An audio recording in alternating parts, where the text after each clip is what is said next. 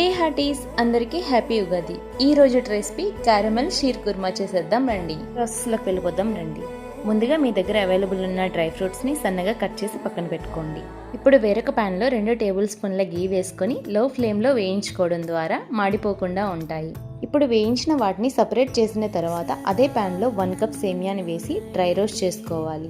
వీటిని కూడా వేరొక ప్లేట్లో సపరేట్ చేసిన తర్వాత అదే ప్యాన్లో 1 కప్ షుగర్ని వేసి కొంచెం వాటర్ వేసి లో ఫ్లేమ్లో ఉంచిన తర్వాత ఇలా క్యారమెల్ కలర్లోకి వచ్చిన తర్వాత 1/2 లీటర్ మిల్క్ వేసుకొని కొంచెం వాటర్ వేసుకోండి కన్సిస్టెన్సీ చూసి.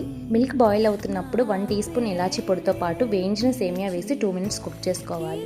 ఇప్పుడు ముందుగా వేయించిన డ్రై ఫ్రూట్స్ యాడ్ చేసి 2 మినిట్స్ కుక్ చేసుకోవాలి. అలాగే 1 టీ స్పూన్ కస్టర్డ్ కలిపిన మిల్క్ని యాడ్ చేసి 2 మినిట్స్ కుక్ చేసిన తర్వాత స్టవ్ ఆఫ్ చేసి వేడి వేడి క్యారమెల్ షీర్ కుర్మాని ఫ్యామిలీతో ఎంజాయ్ చేయండి. రెసిపీ నచ్చినట్లయితే please like, share and subscribe. మీరు కూడా ఈ రెసిపీ ట్రై చేసి మీకు ఎలా కుదిరిందో కామెంట్ చేయండి. Thank you for watching.